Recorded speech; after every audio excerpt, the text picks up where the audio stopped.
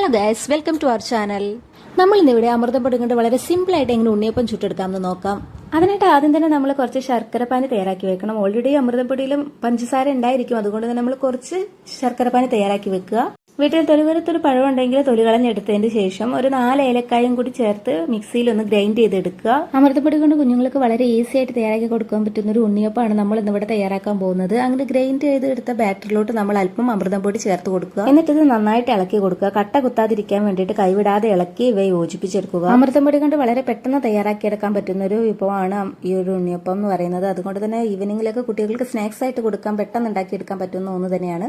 എല്ലാവരും ഇത് ഈവനിങ്ങിൽ സ്നാക്സ് ആയിട്ട് കുഞ്ഞുങ്ങൾക്ക് ഉണ്ടാക്കി കൊടുക്കാൻ വേണ്ടി ശ്രമിക്കണം കേട്ടോ. ഇവ നന്നായി യോജിച്ചു വരുമ്പം അല്പം പത്തിരിപ്പൊടിയും ഒരു നുള്ളു അപ്പക്കാരവും ചേർത്ത് നന്നായിട്ട് കൈവിടാതെ ഇളക്കിക്കൊണ്ടിരിക്കുക. അതിനുശേഷം നമ്മൾ നേരത്തെ തയ്യാറാക്കി വെച്ചിരിക്കുന്ന ശർക്കരപ്പാനി ഇതിലോട്ട് അല്പാൽപമായി ഒഴിച്ച് നന്നായിട്ട് യോജിപ്പിച്ചെടുക്കുക. ഇത് ഓവറായിട്ട് കട്ടയായി പോകാനും പാടില്ല, ഓവറായിട്ട് ലൂസായി പോകാനും പാടില്ല. അപ്പം നല്ല വെള്ളം ഒഴിക്കാൻ കൈവിടാതെ ഇളക്കി കൊടുത്തതിന് ശേഷം നമ്മുടെ ബാറ്റർ ഏകദേശം റെഡി ആയിട്ടുണ്ട്. ഇതിലോട്ട് നമ്മൾ കറുത്ത എള്ളിട്ട് കൊടുക്കുക. ഒരു 2-3 മണിക്കൂർ റെസ്റ്റ് ചെയ്യാൻ വെച്ചതിന് ശേഷം അപ്പം ചുട്ടെടുത്താൽ വളരെ സോഫ്റ്റ് ആയിട്ട് കിട്ടുന്നതായിരിക്കും. പക്ഷെ എനിക്ക് സമയമില്ലാത്തത് കൊണ്ട് തന്നെ ഞാൻ ഏകദേശം ഒരു 1/2 മണിക്കൂർ മാത്രമേ ഇത് അടച്ചു വെച്ചിട്ടുണ്ടായിരുന്നുള്ളൂ. അപ്പം നല്ല ബാറ്റർ മിക്സ് ആക്കി എടുത്തതിന് ശേഷം ഒരു 1/2 മണിക്കൂർ ഞാനിതിവിടെ ഇങ്ങനെ മൂടി വെച്ചിട്ട് പിന്നീട് നമ്മൾ തേങ്ങാക്കൊത്ത് ഉണ്ടാക്കി വെക്കുക. അത് ചുട്ടെടുക്കാൻ നേരത്ത് നമ്മൾ തേങ്ങാക്കൊത്ത് നെയ്യിൽ വാട്ടിയതിന് ശേഷം ഇതിലോട്ട് ചേർത്ത് ഇളക്കി കൊടുത്തതിന് ശേഷം ചുട്ടെടുത്താൽ വളരെ ടേസ്റ്റ് ആയിട്ടിരിക്കും.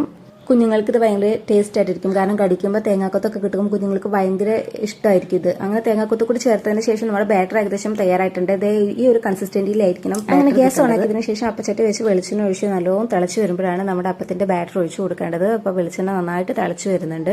അപ്പം നമ്മൾ അല്പാൽപമായിട്ടാണ് ഒഴിച്ചു കൊടുക്കുന്നത്. ഒരുപാട് സമയച്ചെലവില്ലാതെ വളരെ സിമ്പിൾ ആയിട്ട് ചുട്ടെടുക്കാൻ പറ്റുന്ന ഒരു ഉണ്ണിയപ്പമാണ് ഇത്. അതുകൊണ്ട് തന്നെ എല്ലാവരും വീട്ടിൽ ട്രൈ ചെയ്ത് നോക്കുക. അങ്ങനെ നമ്മൾ ഉണ്ണിയപ്പത്തിന്റെ ബാറ്റർ അല്പാൽപമായി അപ്പച്ചട്ടിയിലോട്ട് ഒഴിച്ചു കൊടുക്കുന്നത്. ഒരുപാട് നേരമൊന്നും റെസ്റ്റ് ചെയ്യാൻ വെക്കേണ്ട ആവശ്യമില്ല. അതുകൊണ്ട് തന്നെ നമുക്ക് എപ്പം വേണമെങ്കിലും ഓടിച്ചെന്ന് ഉണ്ടാക്കാൻ പറ്റുന്ന ഒരു റെസിപ്പിയാണിത്.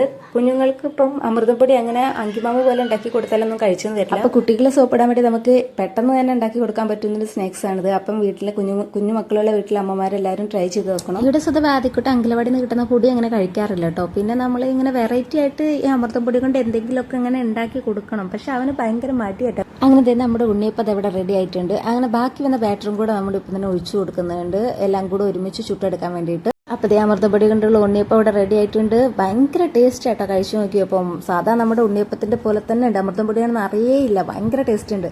ആ തേങ്ങാക്കൊത്തും ഏലക്കായന്റെ ആ ഒരു ചൊവ്വയും എല്ലാം കൂടെ വരുമ്പോൾ ഭയങ്കര ടേസ്റ്റി ആയിട്ടുണ്ട്, ഭയങ്കര പൊളി. അപ്പോൾ ഇത്രയുള്ള വീഡിയോ ഇഷ്ടമായ എല്ലാവരും ലൈക്ക് ചെയ്യുക, ഷെയർ ചെയ്യുക, കമന്റ് ചെയ്യുക, സബ്സ്ക്രൈബ് ചെയ്യുക. Okay, bye, thank U.